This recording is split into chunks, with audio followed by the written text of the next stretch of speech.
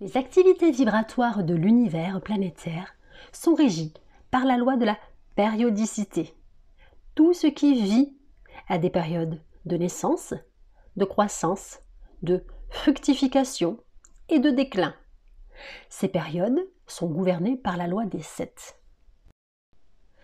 La loi de 7 régit les jours de la semaine, les phases de la lune, les harmonies sonores, la lumière, la chaleur, l'électricité, le magnétisme, la structure atomique. Elle régit la vie des individus et des nations et domine les activités du monde commercial. La vie est croissance, et qui dit croissance dit changement. Chaque période de cette année nous fait entrer dans un nouveau cycle. Les 7 premières années constituent la période de la petite enfance. Les 7 années qui suivent forment la période de l'enfance, qui représente le début de la responsabilité individuelle. Les 7 années suivantes représentent la période de l'adolescence. La 4e période marque l'accomplissement de la pleine croissance. La 5e période est la période constructive, lorsque l'homme se met à acquérir propriété, possession, maison et famille. La période suivante, de 35 à 42 ans, est une période de réaction et de changement, suivie à son tour d'une période de reconstruction, d'ajustement et de récupération, afin d'être prêt pour entamer un nouveau cycle de 7, commençant par la 50e année. Nombreux sont ceux qui pensent que le monde est sur le point de quitter la 6e période et qu'il entrera bientôt dans la 7e, celle du réajustement, de la reconstruction et de l'harmonie, la période que l'on appelle fréquemment le millénium. Ceux qui connaissent ces cycles ne sont pas troublés lorsque les choses semblent aller mal. Ils sont capables d'appliquer le principe décrit dans ces leçons avec la pleine assurance qu'une loi supérieure contrôle invariablement toutes les autres lois. Et qu'en comprenant et en utilisant consciemment les lois spirituelles, nous pouvons convertir chaque difficulté apparente en une bénédiction. La richesse est un produit du labeur.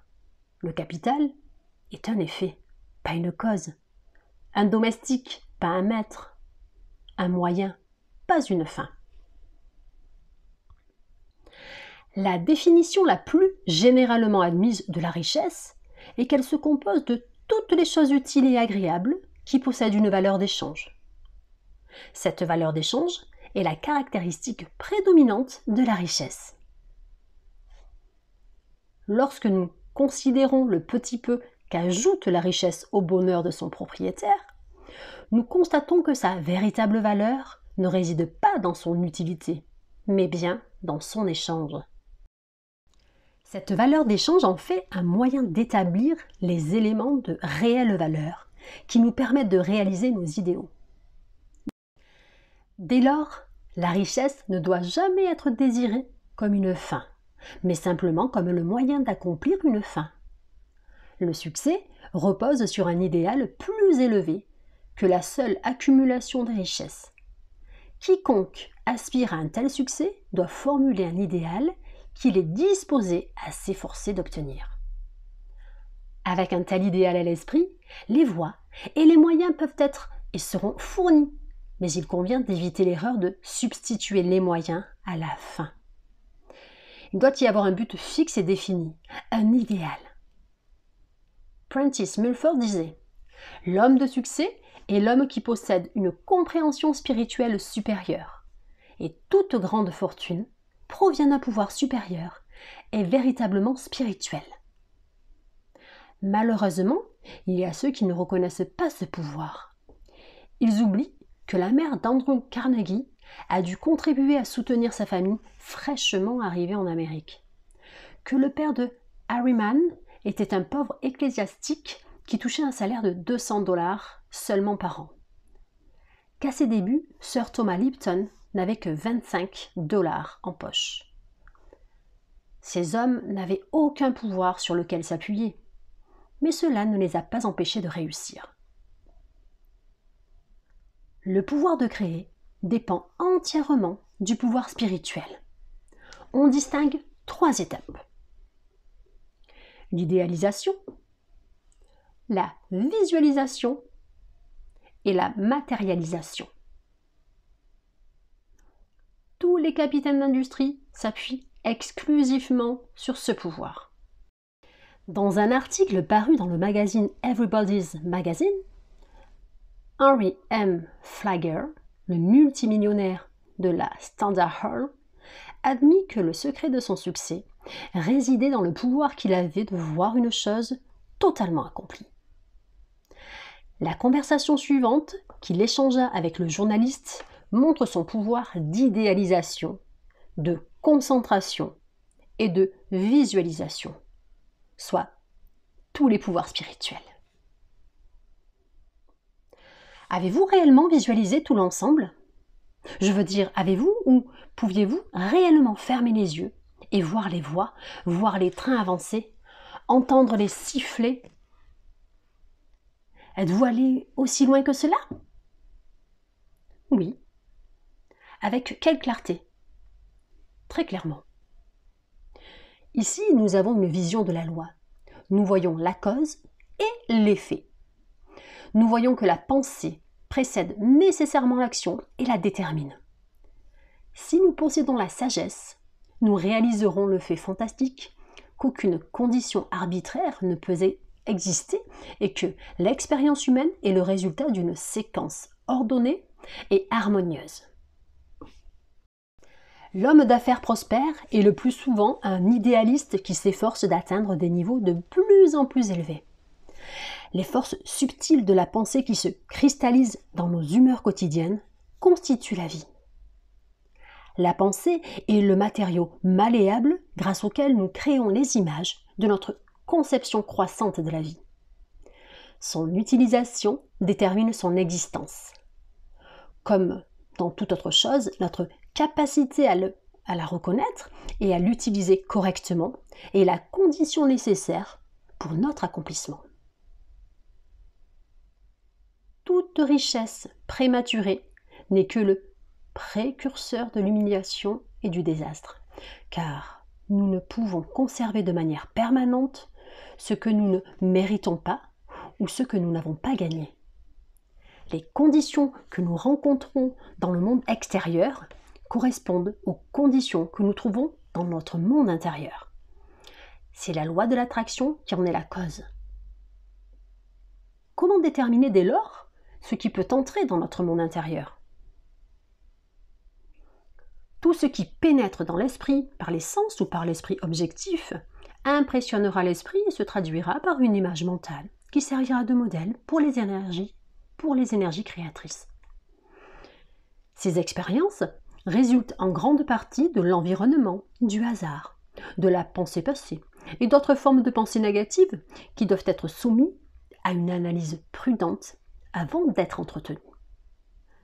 D'autre part, nous pouvons former nos propres images mentales à l'aide de nos propres processus intérieurs de pensée, indépendamment des pensées d'autrui, indépendamment des conditions extérieures, indépendamment de l'environnement, quel qu'il soit. C'est en exerçant ce pouvoir que nous pouvons contrôler notre propre destin, notre corps, notre mental et notre âme. C'est en exerçant ce pouvoir que nous ôtons notre destin des mains du hasard et que nous nous fabriquons consciemment les expériences que nous désirons. Car lorsque nous réalisons consciemment une condition, cette condition se manifeste finalement dans notre vie. Il est dès lors évident qu'en dernière analyse, la pensée est la cause essentielle dans la vie. Par conséquent, contrôler la pensée, c'est contrôler les circonstances, les conditions, l'environnement et le destin. Mais comment contrôler la pensée ? Quel est le processus à utiliser ? Penser, c'est créer une pensée. Mais le résultat de la pensée dépendra de sa forme, de sa qualité et de sa vitalité. La forme dépendra des images mentales dont elle émane.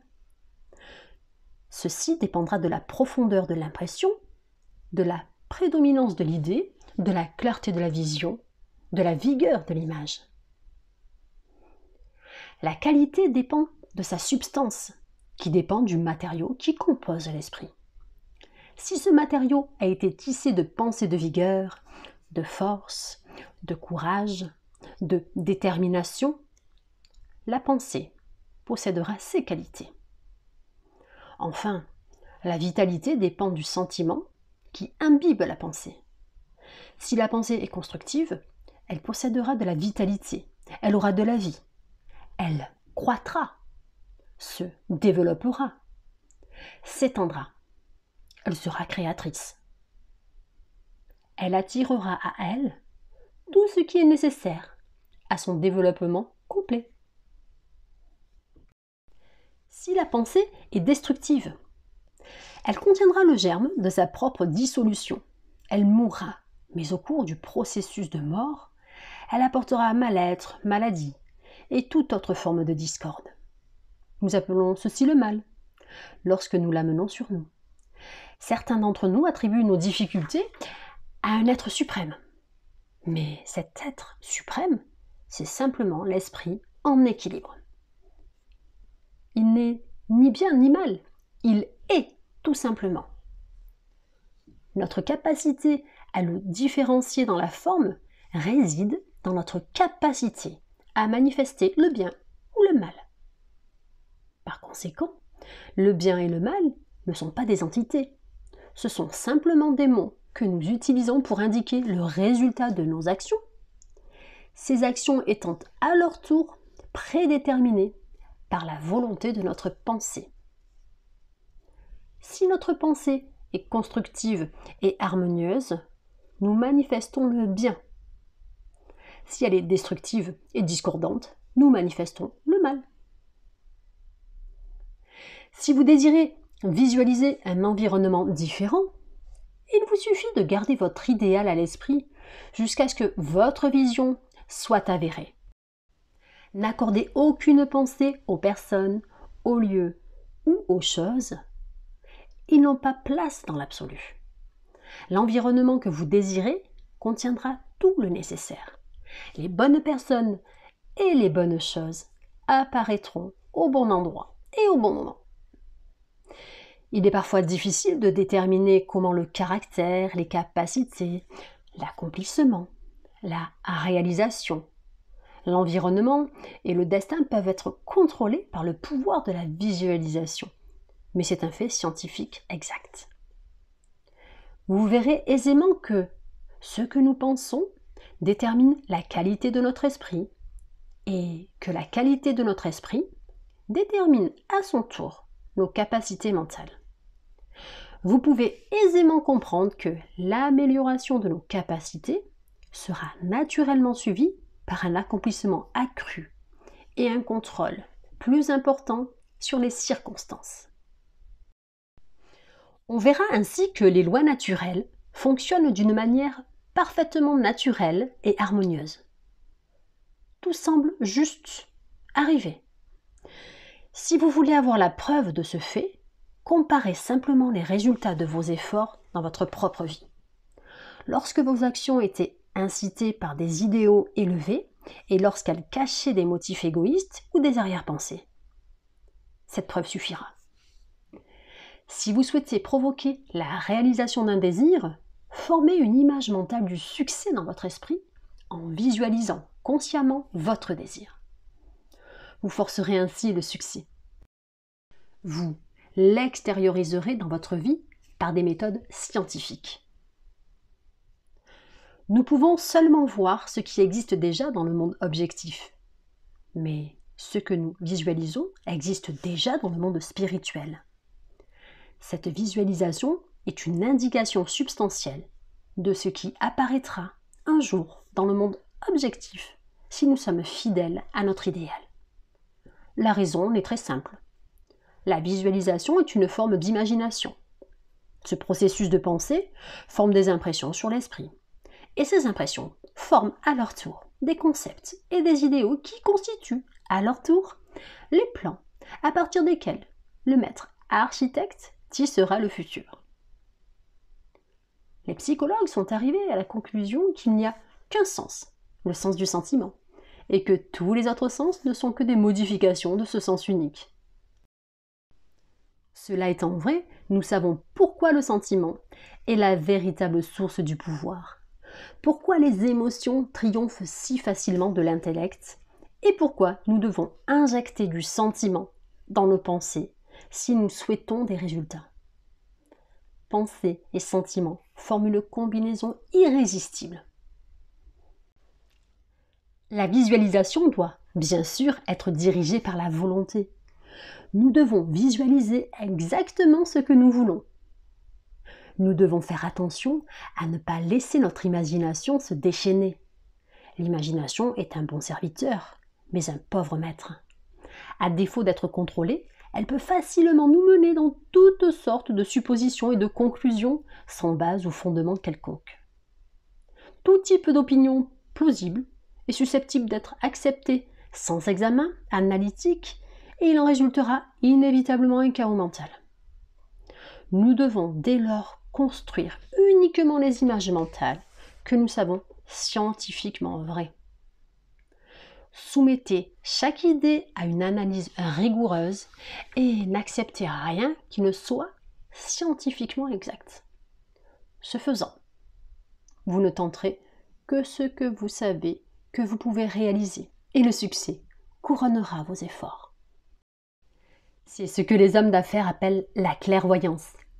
Elle ressemble à la perspicacité et représente l'un des grands secrets du succès de toute entreprise majeure. Comme exercice cette semaine, tentez de comprendre que l'harmonie et le bonheur sont des états de conscience qui ne dépendent pas de la possession de biens, que les biens sont des effets résultant d'états mentaux corrects. De sorte que si nous désirons un certain type de possession matérielle, notre souci premier doit être d'acquérir l'attitude mentale qui provoquera le résultat désiré. Cette attitude mentale est provoquée par la prise de conscience de notre nature spirituelle et de notre unité avec l'esprit universel, qui est la substance de toute chose. Cette prise de conscience engendrera tout ce qui est nécessaire à notre totale jouissance. Telle est la pensée scientifique ou correcte. Lorsque nous réussissons à provoquer cette attitude mentale, il nous est relativement facile de réaliser que notre désir est un fait déjà accompli. Lorsque nous arriverons à faire ceci, nous aurons trouvé la vérité qui nous rend libres de tout manque ou de toute limitation. Question d'étude de la 16e partie. Sur quoi repose la richesse ? Sur la compréhension de la nature créatrice de la pensée. Quelle est sa véritable valeur ? Sa valeur d'échange. Sur quoi repose le succès ? Sur le pouvoir spirituel. Sur quoi repose ce pouvoir ? Sur son utilisation. Son utilisation détermine son existence. Comment pouvons-nous retirer notre destin des mains du hasard ? En réalisant consciemment les conditions que nous désirons voir manifester dans notre vie. Dès lors, quelle est la grande activité de la vie ? Penser. Pourquoi en est-il ainsi ? Parce que la pensée est spirituelle et par conséquent créatrice. Ainsi, contrôler consciemment nos pensées, c'est contrôler les circonstances, les conditions, l'environnement et la destinée. Quelle est la source de tout mal ? La pensée destructrice. Quelle est la source de tout bien ? La pensée scientifique correcte. En quoi consiste la pensée scientifique ? En la reconnaissance de la nature créatrice, de l'énergie spirituelle et en notre capacité à la contrôler. Fin de la 16e partie de la clé de la maîtrise lu par Audrey de la chaîne Les Good Vibes d'Audrey Coaching. Merci et à très vite pour la suite.